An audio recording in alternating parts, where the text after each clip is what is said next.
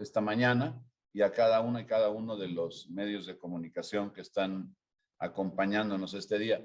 Quiero decirles que el anuncio que vamos a hacer, que corresponde a una iniciativa que propone una nueva ley y reforma 2, hay que decir que de alguna forma está inspirada también en una iniciativa que la propia senadora Marta Márquez hizo ya hace muchos meses y que lamentablemente no ha sido tomada en cuenta. Y eso estoy obligado a decirlo porque la verdad es que mucho de lo que aquí se plantea pues recoge pues las ideas que plasmó ella en su iniciativa. La iniciativa que plantearemos es una propuesta para crear la ley del Fondo de Apoyo a la Maternidad. En unos momentos más explicaré un poco de qué se trata. Y luego reformar la Ley de Asistencia Social y la Ley Orgánica de la Administración Pública Federal. Hay una necesidad que se tiene en nuestro país de atender, pues, en beneficio de las mujeres embarazadas, de las niñas y de todas las adolescentes, para poder realmente darles un trato adecuado, un trato justo.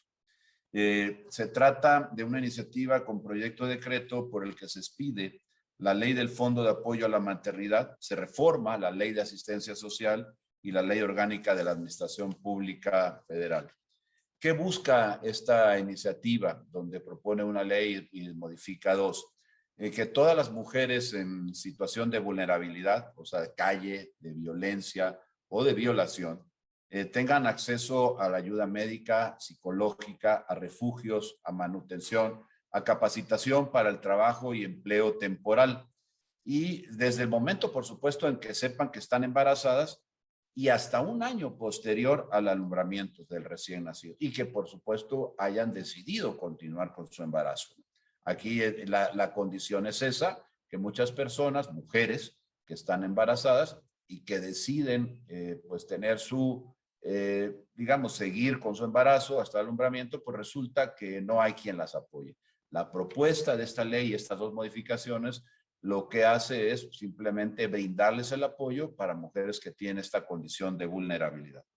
¿Cómo se plantea hacer? Pues otorgando apoyos al gobierno federal, por supuesto, a los estados, a la Ciudad de México, municipios y a las alcaldías de aquí de la Ciudad de México, a través de este Fondo de Apoyo a la Maternidad, en donde sería administrado por el DIF, el Sistema Nacional para el Desarrollo Integral de la Familia, que sería, digamos, que quien administraría este fondo. Por eso se propone precisamente lo que es la modificación a la administración pública para poderle dar, digamos, que las facultades.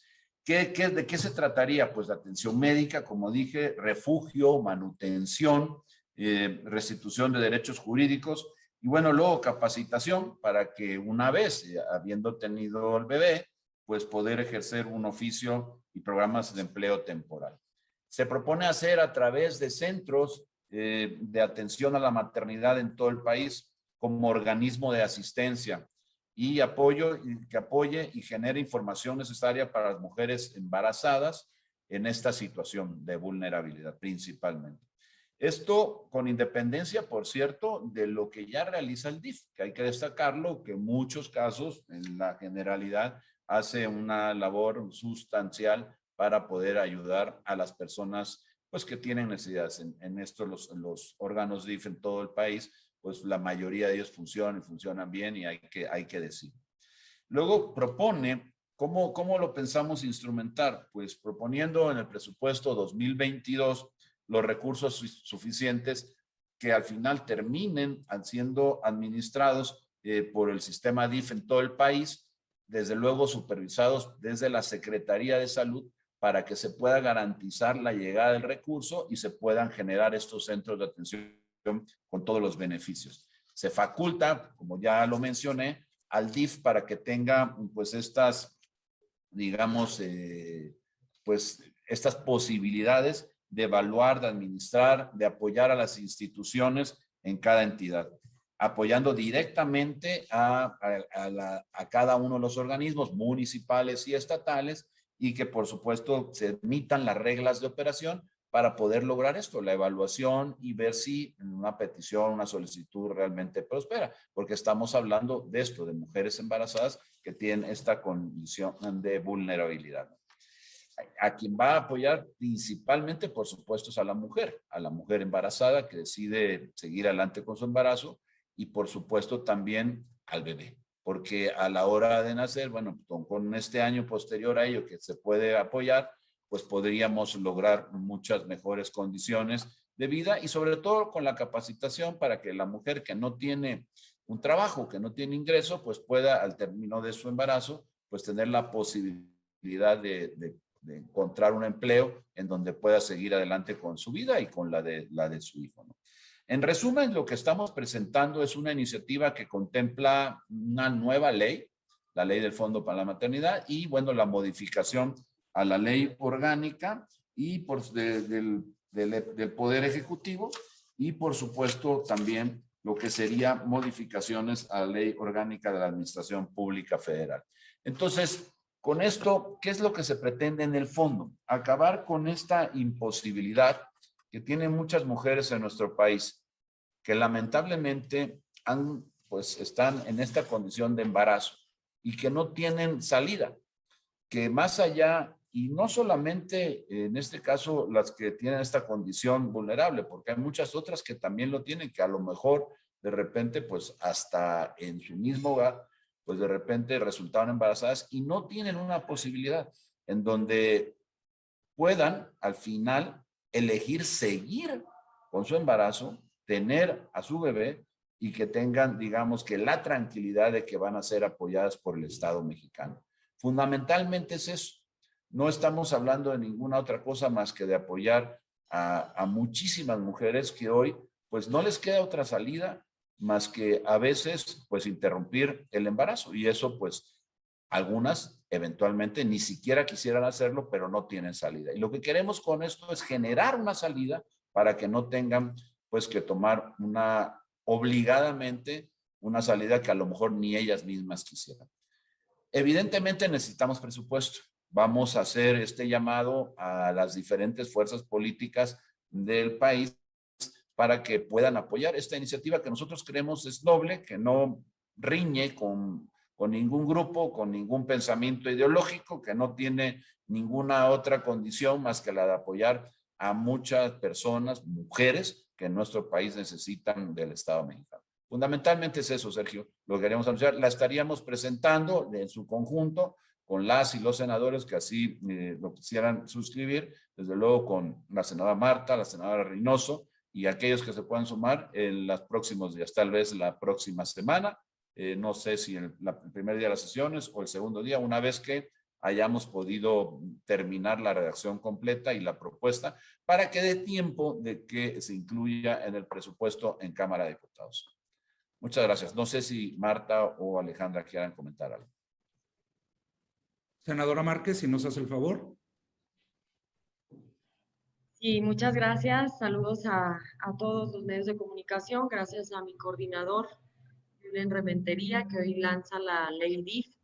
Y gracias a mi compañera La Güera Reynoso, que coincidimos en estos temas de impulsar las iniciativas que beneficien a la familia. Bueno, pues agradecerle al coordinador que me dijo, híjole, ¿qué crees? Encontramos muchas coincidencias en las iniciativas. Yo le dije, qué bueno, perfecto. Si mi coordinador toma el tema.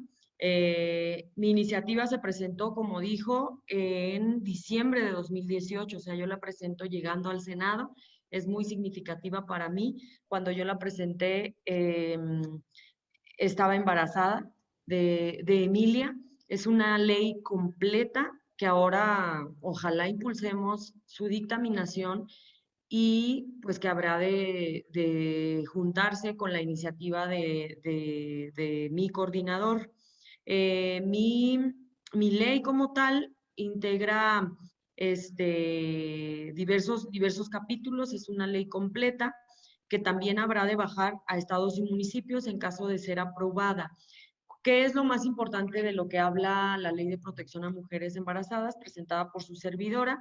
Centros de atención a la maternidad como organismos descentralizados de la Administración Pública Federal, sectorizados a la Secretaría de Salud en términos de lo que establezca la ley orgánica.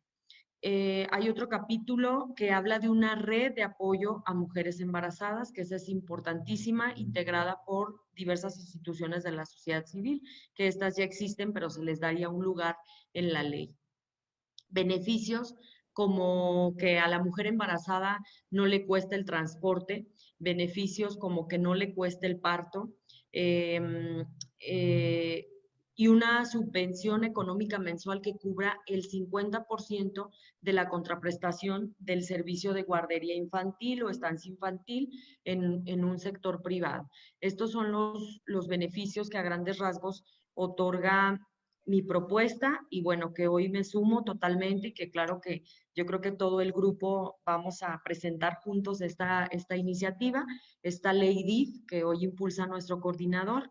Me da muchísimo gusto que el grupo parlamentario del PAN siempre esté preocupado y ocupado por las familias de México. Lamentablemente, este tipo de iniciativas que suenan bien, que le sirven hoy a las mexicanas, distan mucho de la realidad, de una realidad en donde hay desabasto, no hay medicamentos y donde ha habido un desmantelamiento del sector salud. Sin embargo, creo que aquí están las propuestas por parte del grupo parlamentario del PAN y pues seguiremos luchando para que estas iniciativas queden y sobre todo se aprueben. Muchas gracias, coordinador. Senadora Reynoso, si nos hace el favor. Gracias, Sergio. Muy buenos días. Saludo con mucho gusto a mi coordinadora, al senador Julián Rementería, a mi compañera Marta Márquez. Y como bien se ha mencionado, el objetivo de la ley DIF es este acompañamiento integral para las mujeres. Sabemos que una mujer en estado de vulnerabilidad no solo requiere de los servicios de salud, requiere de un acompañamiento integral, de un refugio, de esta protección que el Estado puede y debe darle, y de eso se trata justo esta iniciativa, a lograr este fondo de apoyo para a la maternidad, es que existan los recursos etiquetados, que existan los recursos direccionados para que pueda darse este acompañamiento integral, esta asistencia, desde la parte de alimentación, de manutención, atención médica, lo más importante también la capacitación para el trabajo, que es cómo ayudarles, por eso hablo de la transversalidad de esta ley, de este fondo, donde si bien se estaría adscribiendo los centros de apoyo desde ya sea la Secretaría de Salud, el DIF nacional, pero lo más importante es que existe el mecanismo, algo que actualmente está ausente, que no existe, que es una necesidad para todas las mujeres independientemente de la entidad federativa, independientemente de la edad que se tenga. Este es nuestro objetivo a través de esta ley DIF, el dar este apoyo integral, el poder tener una ley que sea transversal, que pueda recurrir a la parte médica, a la parte educativa, a la parte laboral, a la parte económica, porque finalmente son todas las esferas para el desarrollo de todas las personas y ayudar a que tengan una alternativa a estas mujeres que se sientan en condición de vulnerabilidad, a que vean que sí hay opción, que sí hay cómo ayudarles, que sí hay forma de que puedan salir adelante, y es este brazo, esta asistencia que se pretende con la ley DIF, articulado con estados, con municipios, pero lo más importante y donde esperemos que se tenga la sensibilidad de todos los grupos parlamentarios para atender una necesidad importante para las mujeres en todo nuestro país. Hasta aquí dejaría mi comentario. Muchas gracias. Muchas gracias, senadora. Si les parece bien, empezaríamos con las preguntas. La primera es de Silvia Arellano. Pregunta, ¿ya hay acuerdo en torno a modificar la pregunta de revocación con Morena?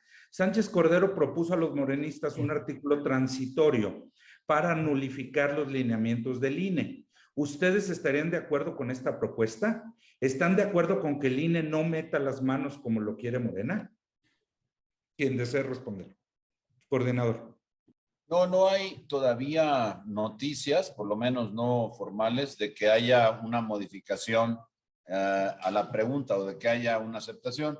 Efectivamente, el senador Monreal lo comentó conmigo de manera personal, tenía la intención de explorar la modificación a la pregunta. Ojalá sí sea, porque esto destrabaría muchas cosas. Y por supuesto que no estamos de acuerdo en que al INE se le deje aparte de pues, lo que es su función principal en cualquier ejercicio de democracia, en este caso de democracia participativa. El hecho de que el INE sea el árbitro de este ejercicio, pues es algo sustantivo y no se puede permitir que se le deje fuera. Por lo tanto, no estaríamos de acuerdo. Y por cierto, tengo que decir también que en esto de la pregunta y seguramente en esta última propuesta del transitorio, yo creo que en la pregunta definitivamente sí, lo puedo afirmar categóricamente. Hay coincidencia con el PRI, con el partido de la Revolución Democrática, con el PRD y con el Movimiento Ciudadano. Por lo tanto, el bloque completo está en esto. Y me imagino que lo del INE, por lo que hemos conversado, a raíz de que lo platique con ellos en las próximas horas, seguramente estaríamos coincidiendo también. No vamos a permitir que de repente pues se quiera trastocar, digamos que el funcionamiento y las facultades que tiene el INE para llevar a cabo los procesos de participación ciudadana en este país a través de una elección o de una consulta, como es el caso, ¿no? Gracias, coordinador. En este mismo sentido, Víctor Gamboa pregunta, Olga Sánchez Cordero ya cambió de parecer y acepta que se modifique la pregunta de revocación de mandato. ¿Esto puede destrabar el jaloneo por la ley reglamentaria? Y por otra parte, si ya hubo reunión con la nueva presidenta de la mesa directiva. Empiezo por la segunda. No ha habido reunión y nos ha convocado a ninguna reunión. Tuve la oportunidad de saludar al otro día en un evento, pero no he tenido la oportunidad, no hemos tenido ninguna reunión de carácter formal, ni siquiera informal. Entonces, bueno, eso es lo primero. Y lo otro, bueno, pues ya lo contesté. Al final de cuentas, sí estamos en la idea de que se logre modificar la pregunta. Vamos a ver cuál es la propuesta, porque si la pregunta se modifica, pero tiene el mismo sentido en su redacción, pues vamos a estar en el mismo lugar donde empezamos, ¿no? Ojalá lo que se acepte, porque a ver, lo que hay que distinguir aquí es que se trata de un ejercicio que es derecho de los ciudadanos, no es derecho del gobierno. Eso es lo primero que hay que decir. Y lo segundo que yo diría es que lo que tenemos que hablar es de una revocación, de la pérdida de confianza, como lo establece la ley, lo debe decir. La motivación de esto es porque se perdió la confianza en el gobernante y los ciudadanos del país lo quieren remover. Y como hoy está planteada la pregunta, absurdamente, lo que propone es que para que podamos remover al funcionario, tiene que ganar el no en la pregunta.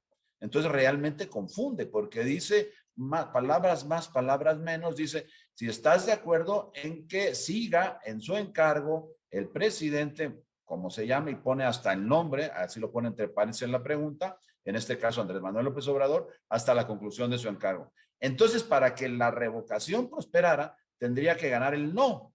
Entonces, es absurdo. Si lo que estamos hablando es de una revocación de mandato, se tiene que preguntar algo mucho más simple. Dice, ¿desearías que se le revocara el mandato porque has perdido la confianza en el presidente? Y entonces, ganando el sí, se daría la revocación de mandato y no tendríamos que enredar tanto a la población.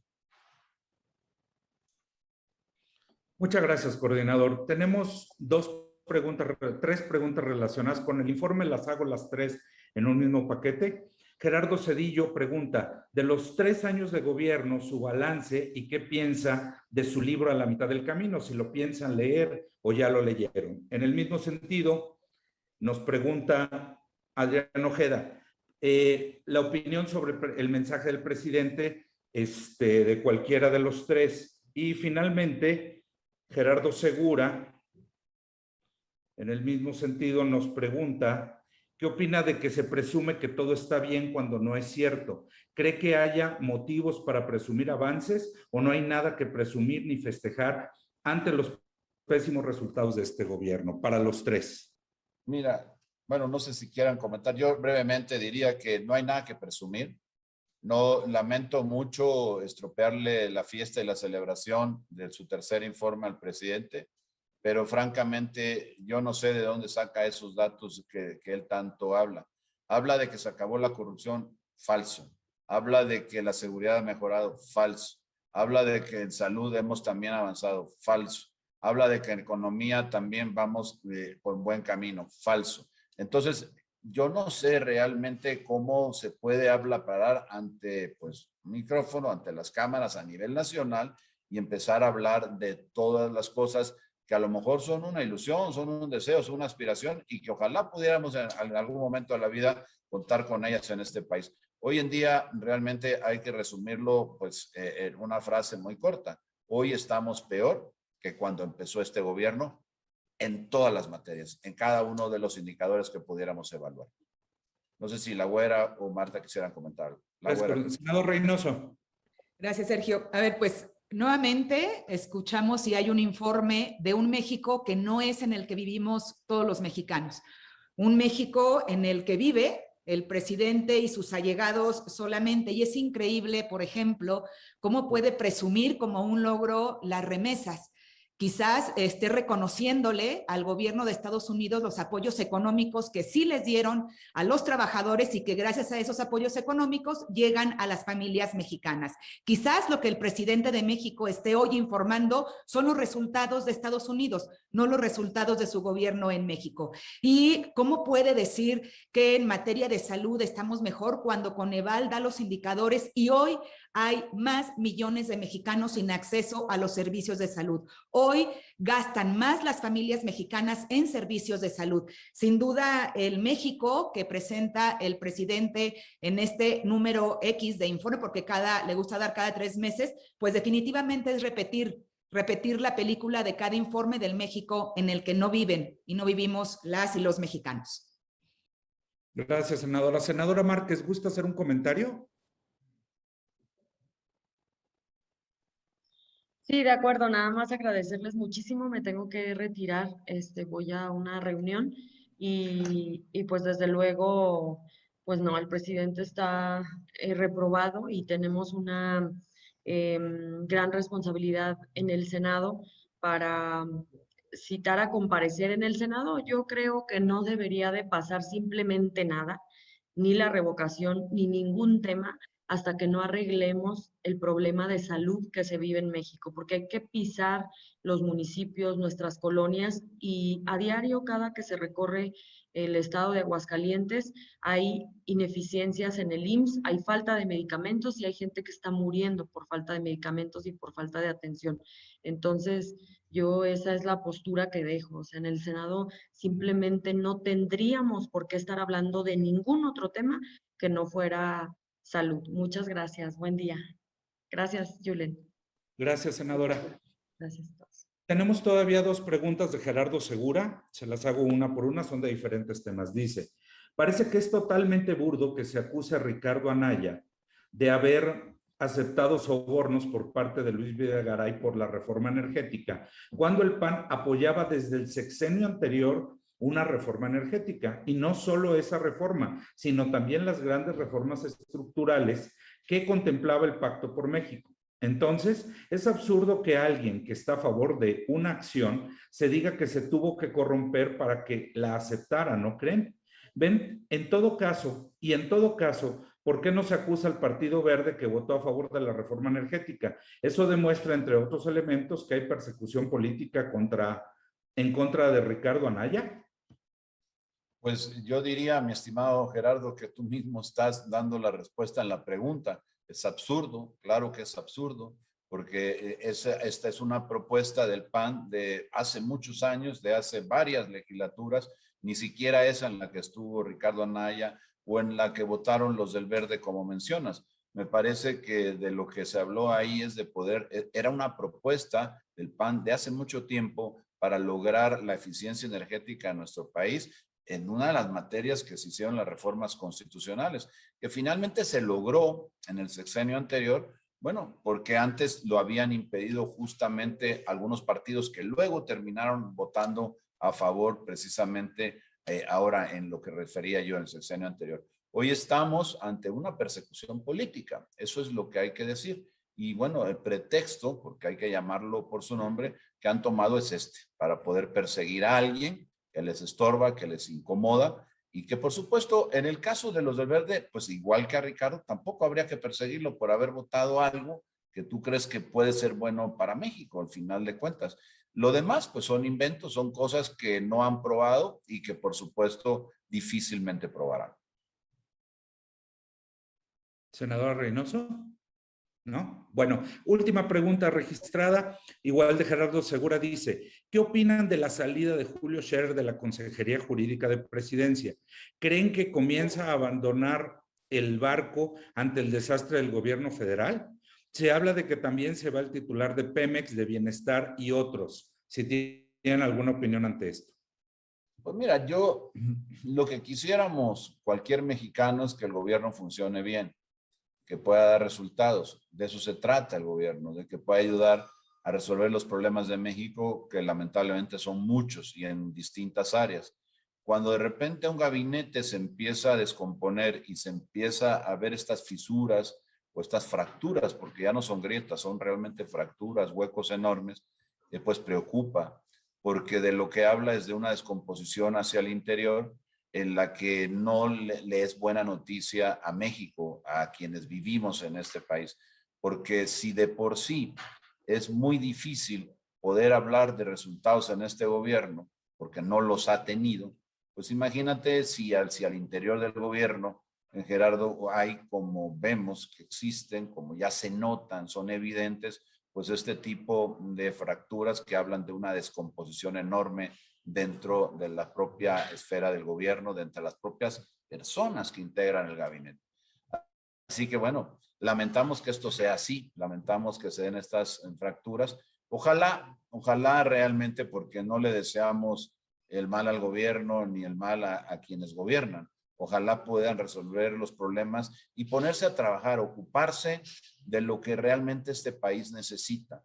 Y por cierto, entre las cosas que necesita es que se deje de dividir, se deje de polarizar, de hablar de los buenos y de los malos, como si todos los buenos estuvieran de un lado y todos los malos estuvieran del otro lado. Eso no es cierto.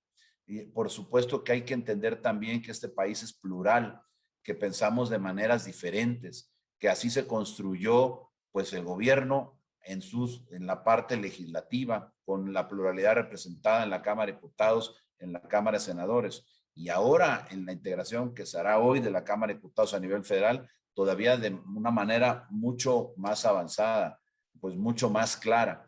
Entonces yo creo que lo que tenemos que apostarle es a que el gobierno haga las cosas, las resuelva, y jamás en el PAN apostaremos a la desgracia de un gobierno para poder beneficiarnos políticamente en alguna próxima elección, porque eso sería una actitud mezquina que no tenemos y que no queremos. Y que por supuesto no es la oferta del PAN. La oferta del PAN es tratar de hacer las cosas mejor, de componer al país y de colaborar en ello, cuando las propuestas atiendan a lo que la gente puede necesitar.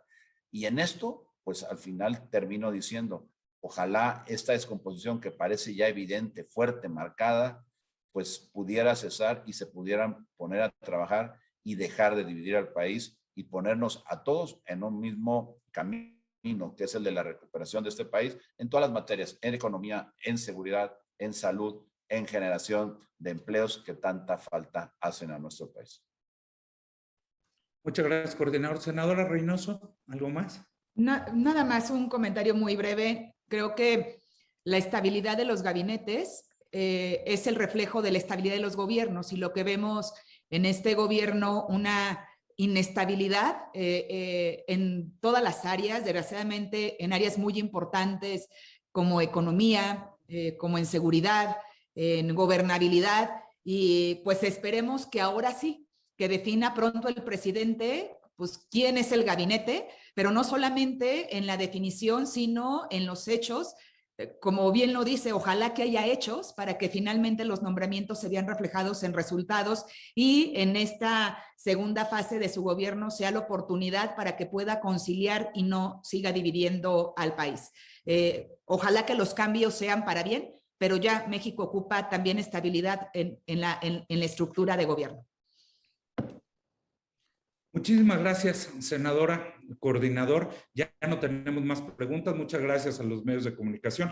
En un momento les estaríamos enviando los materiales. Muchas gracias, que tengan muy buen día. Muchas gracias, Güera. Igualmente, Gracias a Marta, que no está ya aquí. Gracias, Sergio. Gracias a cada uno de los medios de comunicación que nos acompañaron. Muy buenos días. Recording stopped.